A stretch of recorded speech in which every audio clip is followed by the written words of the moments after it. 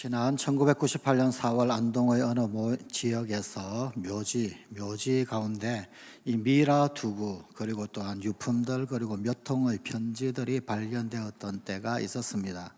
그런데 그 중에 어떤 편지 가운데서 1586년 6월 1일 31살의 나이로 그만 세상을 떠난 남편 이응태를 그리워하면서 쓴 애절한 아내의 편지가 발견이 되었고, 또 그의 형이 죽은 동생을 그리워하면서 조사 형태로 써내려간 편지도 있었습니다. 그 가운데서 형이 쓴 조사에는 이런 내용이 적혀 있었습니다. 울면서 아우를 보낸다. 아우와 함께 어버이를 모신 지가 이제 31년이 되었네. 갑자기 세상을 떠나다니 어찌 이렇게 급하단 말인가. 땅을 친들 그저 망망하기만 하고 하늘에 호소한들 대답이 없구나. 외로이 나만 내버려 두고 죽어서 네와 더불어 함께 할런지. 자네가 남기고 간 어린 자식 내 살았으니 그래도 보살필 수 있구려. 그리고 마지막에는 이렇게 글을 맺고 있습니다. 형이 정신없이 곡하며 쓴다. 400여 년 전 우리의 선조들은 이렇게도 형제 우애가 뜨거웠던 것 같습니다.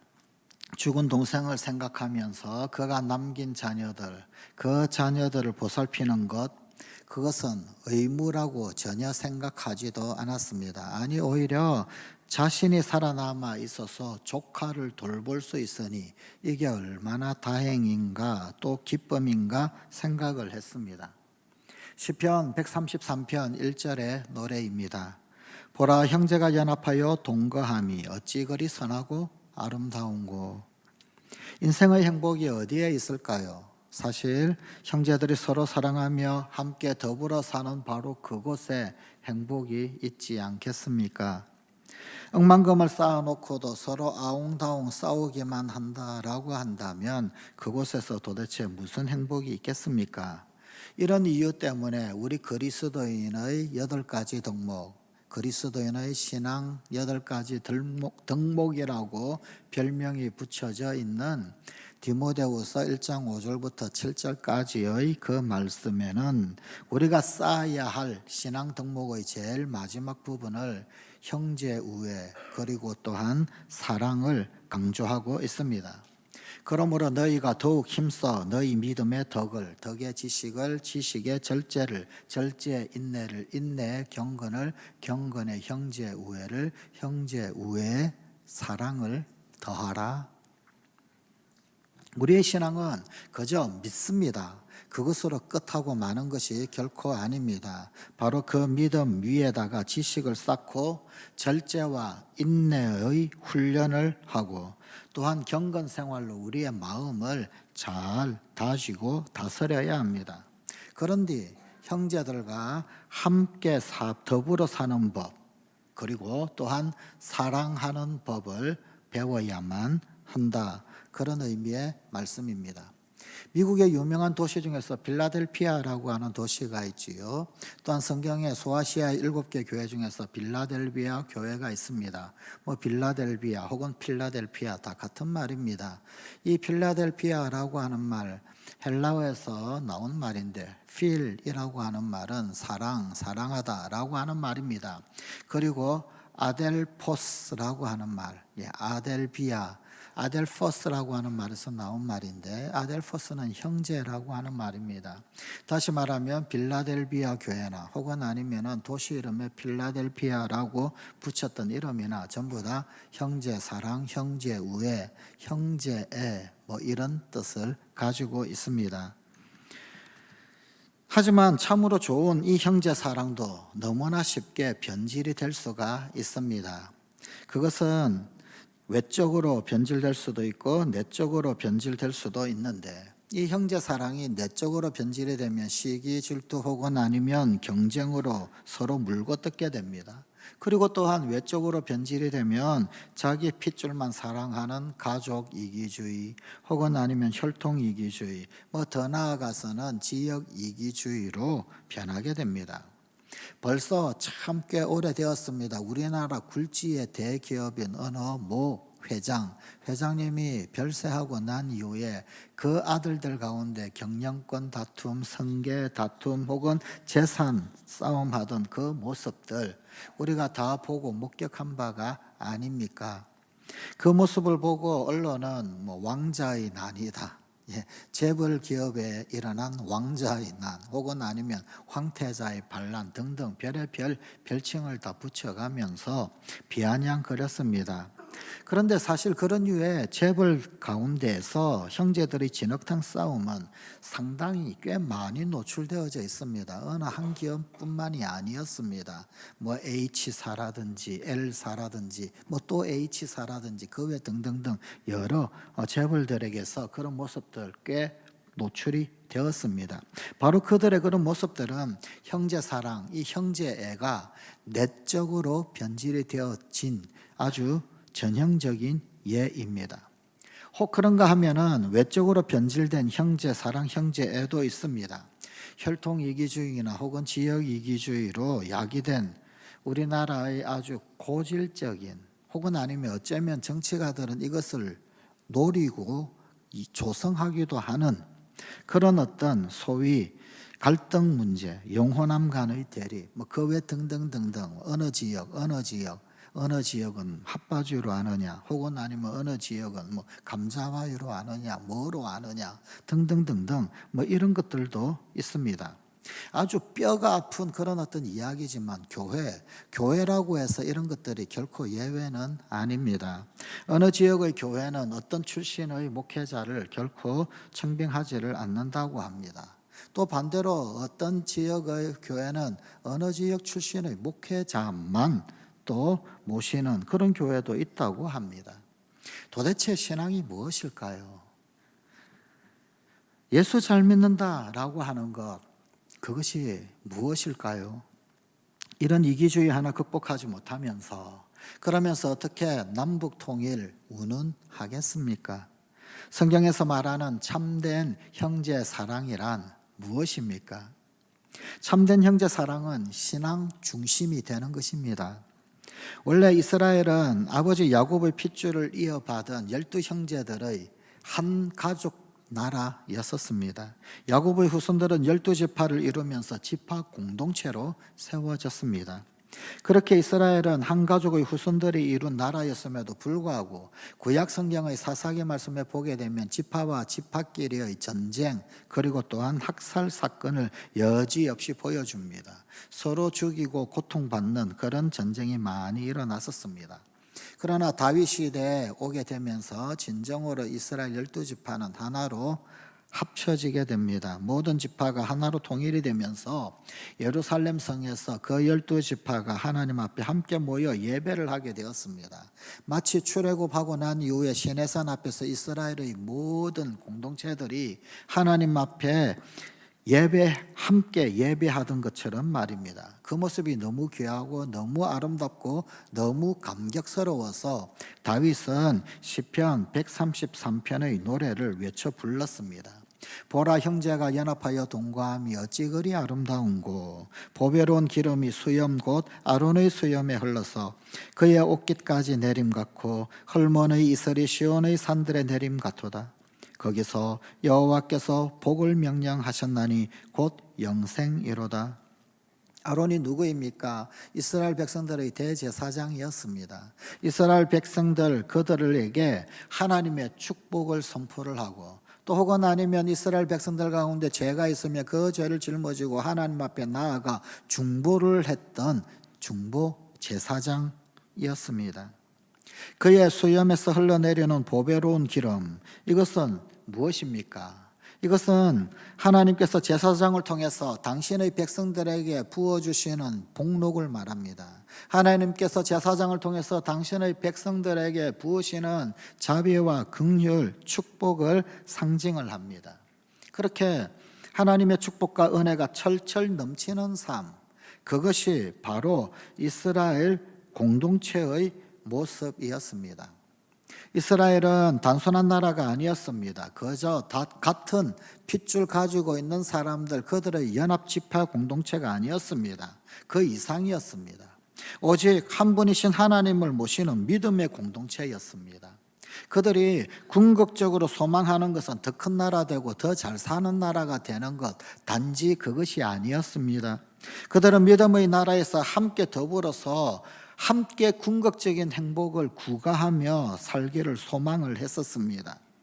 하나님 안에서 영생의 복을 누리기를 소원했었습니다. 그래서 시편 133편 3절은 이렇게 노래합니다.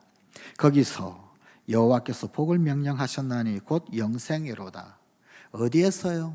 하나님이 어디에서 복을 명령하셨다고요? 형제가 연합하여 동거하는 그곳. 형제가 연합하여 동거하는 바로 그곳 가운데서 하나님께서 복을 명하셨다. 형제가 연합하여 동거하는 바로 그것에서 영생을 명하셨다. 그러므로 이스라엘은 혈족 공동체인 동시에 하나님을 향한 믿음으로 신앙으로 똘똘 뭉친 신앙 공동체였습니다. 혈족 중심에서 신앙 중심으로 나아가는 과정 속에 있는 나라였습니다. 그래서 이스라엘 백성들이 신앙을 중심으로 모일 때 그들은 12지파가 전부 다 하나가 되었습니다. 왜 다른 부분이 없겠습니까? 저 북쪽 갈릴리 지역에서 사는 사람들, 그리고 푸른 나무, 그리고 푸른 풀밭에서 양떼 기름에서 사는 저 북쪽의 사람들, 그리고 저 남쪽의 유다 광야에서 사는 사람들, 삶의 환경이 다르고 형편이 다르고 심지어 주력하는 목축 혹은 아니면 농업 혹은 아니면 주요 생산물도 다 달랐을 것입니다. 왜 다른 게 없겠습니까? 그러나 그럼에도 불구하고 그들은 저 북쪽 끄트머리나 저 남쪽 끄트머리나 전부 다 서로 다른 부분, 그것도 신앙 안에서 덮어주고 용납하며 하나님이 주신 약속, 율법 아래 서로 양보하면서 섬기고 하나가 되었습니다. 신앙을 중심으로, 하나님 말씀 중심으로 그렇게 살다 보니까 하나가 되었더라라고 하는 것입니다. 하지만 그들의 믿음이 흐트러지고 그들의 신앙이 타락을 했을 때, 그때 각 지파의 핏줄들을 따지기 시작하게 되었고, 그때 그들은 여지없이 서로 다투고 분열을 했습니다. 그들이 믿음으로 하나 될 때 세상 어느 민족도 그들을 감히 넘보지 못하는 아주 강력한 나라, 국가, 민족이 되었습니다. 하지만 서로 분열하고 싸울 때 그들은 세상에서 나약하기 거지없는 민족이요 나라가 되고 말았습니다. 오늘 우리들도 마찬가지입니다. 믿음의 성도들이 서로 인간적인 조건들 이것저것 따지기 시작하면, 고향을 따지고 혹은 가진 재산들을 비교를 하고 출신 학교나 집안 혹은 혈통, 성실을 따지기 시작하면 그 순간부터 우리는 전부 다 오합지졸이 되고 맙니다. 세상을 변화시키기는커녕 오히려 세상 가운데서 날마다 실패하고 좌절하고 절망하는 연약한 공동체가 되고 맙니다.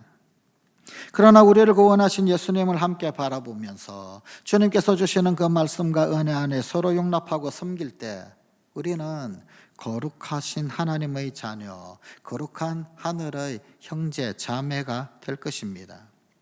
영생의 축복을 함께 상속받을 놀라운 축복의 공동체가 될 것입니다. 성도들이 서로 함께 모여 교제한다고 그러죠. 그리스도인의 교제 혹은 아니면 성도들의 교제.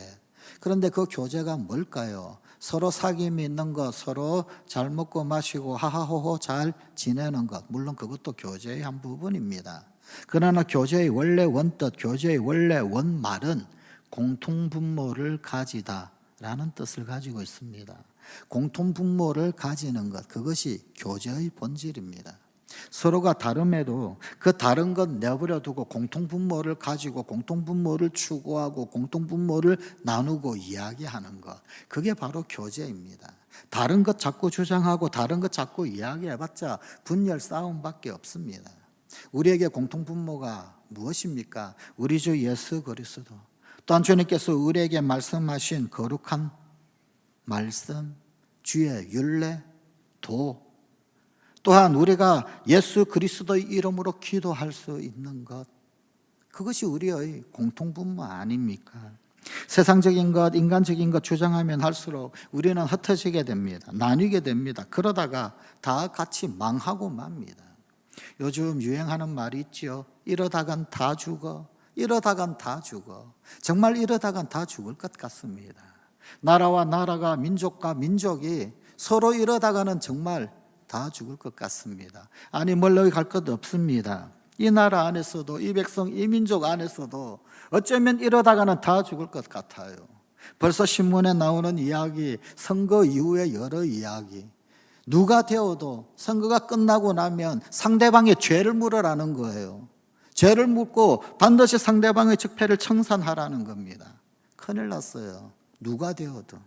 이쪽이 되든 저쪽이 되든 서로가 서로의 죄를 물으라는 겁니다. 이러다간 다 죽어. 예수님의 보혈로 구속을 받은 것, 그것에 감사하면서 기쁨으로 서로를 섬기면 우리는 세상 누구보다 더 가까운 형제가 될 것입니다. 피보다도 더 진한 신앙의 동지가 될 것입니다. 천국의 공동 상속자가 될 것입니다. 철저하게 공통분모를 나누는 것, 그것이 우리 가운데 필요합니다. 우리의 신앙은 혈통 중심에서 신앙 중심으로 나아가야 합니다. 성씨가 무엇인가 그건 묻기보다 은혜 받은 이야기 함께 나누어야 합니다. 어느 지방 출신인가 그건 묻기보다 은총 받은 이야기 함께 나누어야 합니다.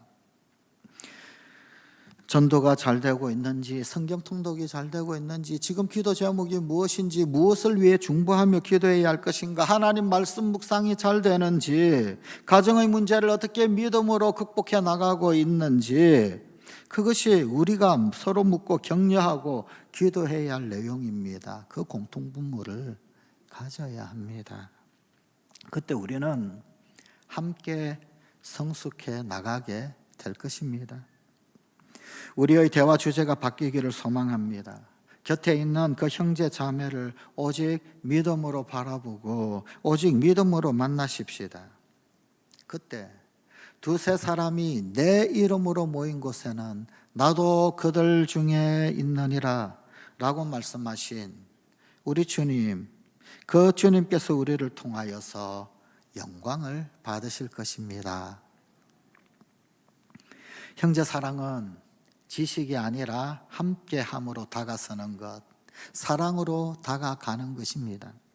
초대교회 가운데 고린도 교회는 우상의 제물 문제 때문에 싸움이 있었습니다. 다툼이 있었습니다. 요는 이것이었습니다. 분란의 핵심, 문제의 핵심은 제사 음식은 귀신에게 바쳐진 것이다. 그러니 부정한 것이다. 먹을 수 없다. 먹으면 안 된다. 라고 하는 사람들. 또 다른 한쪽의 사람들은 하나님이 만드시고 창조하신 모든 것은 전부 다 정한 것이다. 선한 것이다. 그러니 먹을 수 있다라고 주장하는 사람들. 그런데 그들이 서로 비난하고 서로 분열하게 된 것입니다. 제사 음식을 먹지 말아야 한다라고 주장하는 사람들은 그것을 먹는 사람들을 향하여서 저 경건치 못한 자들이라고 비난을 했습니다. 제사 음식을 먹어도 된다라고 주장하는 사람들은 그것을 먹지 않는 사람들을 향하여서 율법주의자라고, 또 혹은 아니면 아주 믿음 없는 소심한 편협한 사람들이라고 비난을 했습니다. 이런 문제에 대하여서 사도 바울의 대답은 아주 간단하며 명료했습니다. 고린도전서 8장 1절입니다. 우상의 제물에 대하여는 우리가 다 지식이 있는 줄을 아나 지식은 교만하게 하며 사랑은 덕을 세우나니. 우리는 다 지식이 있습니다. 지식이 있는 줄 알지만 지식은 교만하게 만들 뿐, 진정 덕을 세우는 것은 사랑이다. 사랑으로 덕 세우는 데 더욱더 힘써라. 의견 없는 사람이 누가 있겠습니까? 모르는 것, 투성인 사람이 누가 있겠습니까? 누구나 다 압니다. 누구나 조금은 알고 누구나 자기 견해가 있습니다. 무슨 일이든 누구나 한마디씩은 다 할 수가 있습니다. 하지만 그 지식의 문제, 그런 지식의 문제들, 그런 의견들, 그것들은 전부 다 자기 판단 그리고 자기 한계 안에 있는 겁니다. 자기의 판단 안에서 만들어진 것이기에 서로 견해가 다를 수 있습니다. 또 그것은 그러하기에 모두 일리가 있습니다. 이런 일리도 있고 저런 일리도 있고 다 이유가 있고 일리가 있습니다. 하지만 동시에 모두가 다 허점이 있습니다. 왜냐하면 스스로 자기 한계 안에서 만들어진 의견이기 때문입니다. 그래서 서로 각자 자신의 의견만 내세우다 보게 되면 문제는 결코 해결되지가 않습니다. 서로 자신의 의견이 옳다라고 주장을 하면 공동체는 점점 더 복잡하게 얽혀서 와해되고 마는 것입니다. 그래서 고린도전서 8장 13절은 이렇게 결론을 내리고 있습니다. 그러므로 만일 음식이 내 형제를 실족하게 한다면 나는 영원히 고기를 먹지 아니하며 내 형제를 실족하지 않게 하리라. 다시 한번 고린도전서 8장 1절을 읽어드립니다. 우상의 제물에 대하여는 우리가 다 지식이 있는 줄을 아나 지식은 교만하게 하며 사랑은 덕을 세우나니. 문제 해결은 지식의 문제가 해결이 아니라 사랑의 문제가 해결이 되어질 문제들이라 라는 것입니다. 옳고 그름이 중요한 것 아닙니다. 형제를 다치지 않게 하는 것, 그것이 더 중요하더라라는 겁니다. 옳고 그름을 잘 따졌는데 그런데 상처가 남더라는 거예요. 오히려 형제가 아프고 다치게 되더라는 겁니다. 옳고 그름은 지식의 문제이고 형제를 다치지 않게 하는 것, 그것은 사랑의 문제입니다. 교회는 옳고 그름을 따지기만 하는 그런 법정과 같은 곳이 아닙니다. 교회는 오히려 상대의 허물과 잘못 덮어주는 사랑의 공동체여야 합니다. 참된 형제 사랑 도대체 무엇입니까? 허물, 잘못 무조건 덮어줘야 된다, 그런 이야기 아닙니다. 허물, 잘못 고쳐줘야지요. 고치도록 도와야 합니다. 그런데 허물과 잘못을 고치도록 돕긴 하되 돕되 정죄하기보다 사랑으로 기다리고 감싸 안아주는 것입니다. 사실 정죄는 문제 해결이 되지 않습니다. 개선도 되지를 않습니다. 바로 이 점에서 우리는 얼마나 많이 실수하는지 모릅니다. 우리는 너무 쉽게 서로를 정죄합니다. 너무 성급하게 빨리 판단을 해버립니다. 그리고 성급하게 남을 비판합니다. 우리가 아무리 똑똑하다라고 한다 할지라도 서로 사랑하지 않는다라고 한다면 우리는 형제 혹은 자매라고 할 수가 없습니다. 잠언 10장 12절입니다. 미움은 다툼을 일으켜도 사랑은 모든 허물을 가리느니라. 50년 동안이나 영국의 아주 벽지, 오지에서 목회를 해오셨던 존 파우셋이라고 하는 목사님이 계십니다. 이 목사님이 그의 일생의 경험들 그리고 또한 여러 어떤 겪었던 것들을 모아서 글들을 썼습니다. 수필을 썼습니다. 영국 여왕이 읽었는데 그게 참 감흥이 되고 감탄을 불러일으켰습니다. 아, 그냥 둘 수 없다. 이 오지, 이 벽지에서 이 목회를 하신 분 어떤 도움을 주면 좋을까? 그에게 어떤 특별한 상을 내려오고 전가를 보내었습니다. 그대가 청하는 것이라면 그것이 무엇이든지 들어주겠소. 그대는 무엇을 원하는가? 존 파우셋 목사님께서 이렇게 대답을 했다고 합니다. 나는 우리 교회에서 믿음의 형제 자매들과 함께 사랑하며 살아가는 것으로 만족합니다. 하나님께서 내려주신 풍성한 은혜로 말미암아 제게는 부족한 것이 아무것도 없습니다. 그리고 그가 지은 찬송시가 하나 있습니다. 바로 우리가 부르는 찬송가의 221장 찬송시입니다. 존 파우셋 목사님의 작품입니다. 주 믿는 형제들 사랑의 사귐은 천국의 교제 같으니 참 좋은 친교라. 하나님 보좌 앞 다 기도드리니 우리의 믿음 소망이 주 앞에 하나라. 피차의 슬픔과 수고를 나누고 늘 동고동락하면서 참 사랑 나누네. 또 이별할 때 마음 비록 슬퍼도 주 안에 교제하면서 또 다시 만나리. 참된 사랑은 용서하는 것입니다. 세상에 실수하지 아니하는 사람 하나도 없습니다. 그래서 참된 행복은 용서에서 그리고 화해에서 비롯됩니다. 용서와 화해의 문제가 해결되지 아니하고서는 행복을 누릴 수가 없습니다. 왜냐하면 용서하지 않고 화해하지 않는 그것 자체가 우리 속에 엉어리가 되고 사설이 되고 짐이 되기 때문입니다. 부모와 자식 혹은 부부간 혹은 형제 자매, 성도와 성도 등 모든 관계 가운데서 용서 없이는 결코 참된 행복도 없습니다. 용서할 줄 아는 부부가 행복한 부부입니다. 남편, 아내, 자식, 부모 용서하십시다. 요셉은 아주 어린 나이에 형들의 시기 질투로 말미암아서 애굽의 노예로 팔려갔습니다. 조금 장성해서 살만하니까 이제는 감옥 생활이 해야 했습니다. 푸른 청춘 다 보내었습니다. 한 맺힌 인생이라면 충분히 한이 맺힐 그런 인생이었겠지요. 원수를 갚을 마음을 먹었다면 얼마나 이를 뿌드득 갈면서 그렇게 마음을 다졌겠습니까? 하지만 그런 고통 그리고 또한 그런 시련을 겪게 했던 그 형들 그들에게 얼마나 복수를 할 수 있을 그런 어떤 형편이 되었을 때, 그런 위치가 되었을 때, 하지만 그는 복수하지를 않았습니다. 오히려 형들을 조건 없이 용서를 했습니다. 그리고 더 나아가서 어린 조카들 그들을 내가 다 책임지겠습니다. 그들의 장래를 책임지겠다고 선언까지도 했습니다. 요셉은 꿈의 사람이지요. 비전의 사람입니다. 참으로 꿈 그리고 비전 그러면은요 요셉 빼놓고 이야기하기가 힘듭니다. 인내의 사람이었었습니다. 무엇보다도 언제나 하나님과 함께하는 사람이었습니다. 위대한 믿음의 사람, 위대한 신앙 영웅이었습니다. 그러나 요셉의 진정한 가치는 그의 꿈에 있었던 것이 아닙니다. 그가 해달 별의 꿈을 꾸고 혹은 아니면은 볕단들이 그에게 절하는 꿈을 꾸었을 때 그에게 위대한 가치가 나타났던 것이 아니었습니다. 그의 진정한 위대한 가치는 구덩이에서 일어나서 한 나라의 재상이 된 것, 거기에 있는 것이 아니었습니다. 그의 인생을 정말로 해달별처럼 빛나게 만들었던 것, 정말로 모든 볕단들이 머리 숙일 수밖에 없게 만든 그런 아름다운 인생이 된 것은 그가 진정한 용서의 사람이요 화해의 사람이었기 때문입니다.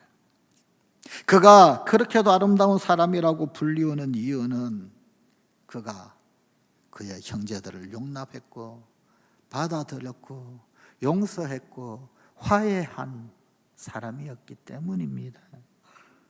우리 주님 예수님은 누구십니까? 거룩하신 하나님과 죄에 빠진 우리 인류 그리고 그 우리 사이에 화해를 이루기 위해서 죽으신 화목제물이십니다. 우리는 그 주님의 제자입니다. 우리가 주님의 제자라고 하고 주님을 따른다면 그렇다면 우리는 예수님처럼 역시 조건 없이 서로를 용서하며 살아야 합니다. 하나님 앞에 화해의 제물이 되어야 한다 그 말입니다. 사랑하며 살아야 합니다. 사랑은 다름 아닌 용서입니다. 어느 날 성프란시스가 몸담고 있는 수도원에 작은 에피소드 소란이 있었습니다. 단식 기간이었습니다. 영성훈련을 위하여 성프란시스 그리고 그의 제자들이 전부 다 단식을 하고 있는데 단식 끝나고 나면 몸을 보신하기 위해서 먹을 죽, 그런데 그 죽을 누군가가 먼저 먹어버렸습니다. 아마도 배가 많이 고팠나 보지요. 그런데 제자들 사이에 분란이 일어났습니다. 누가 죽을 먹었냐고, 누가 단식의 계율을 깨뜨렸냐고, 이런 괘씸한 자가 있냐고, 저만 배고프냐고. 이런 모습들을 그 제자들을 보면서 프란시스가 이런 말을 했습니다. 얘들아 죽을 가져와라. 우리 다 함께 이 죽을 먹자. 다 같이 먹자. 제자들이 아주 의아해했습니다. 스승님 단식 기간인데요. 단식의 계율을 어기시면 어떻게 합니까? 단식 중에 음식을 먹다니요. 그래도 됩니까? 성 프란시스가 이렇게 대답을 했다고 합니다. 죽 먹은 사람을 단죄하려다 그나마 남아있는 은혜마저도 다 없어지겠다. 모두 다 함께 죽을 먹고 다 하나가 되자.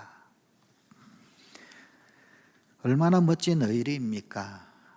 오해하면 안 됩니다. 곡해하지 마십시오. 계율을 쉽게 어그러뜨리라 그런 말 아니지요. 그렇게 알아들으면 하수입니다. 무슨 이야기입니까? 성 프란시스는 형제의 잘못이 바로 나의 죄이다. 우리의 죄이다 라고 하는 것, 그것을 통감을 했습니다.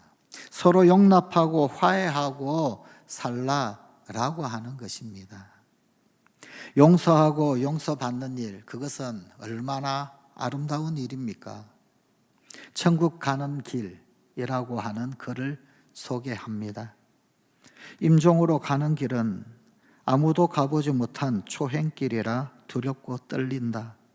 그러나 믿음으로 사는 자, 용서받으며 용서하며 살아온 자에게 그 길은 영원한 소망의 길이다. 죽음의 길이 가장 힘든 사람은 화목하지 못하고 간 사람이니 미결 인생이 어찌 평안히 그 길을 갈 수 있으랴. 사랑하는 성관가족 여러분, 참된 형제 사랑은 신앙 중심이 되는 것입니다. 참된 형제 사랑은 지식이 아니라 함께 더불어 함으로 사랑으로 다가가는 것입니다. 참된 형제 사랑은 용서하고 용납하는 것입니다. 기도하십시다. 하나님, 우리 주님의 지극하신 긍휼, 우리 주님의 그 자비하심을 쏟아 부으시는 이 사순절 계절에 신앙 중심, 지식이 아닌 사랑으로 용서하는 자 되어 참된 형제 사랑의 거룩한 부름에 응답하는 우리 성관가족들이 되게 하여 주시옵소서. 예수님 이름으로 기도드리옵나이다.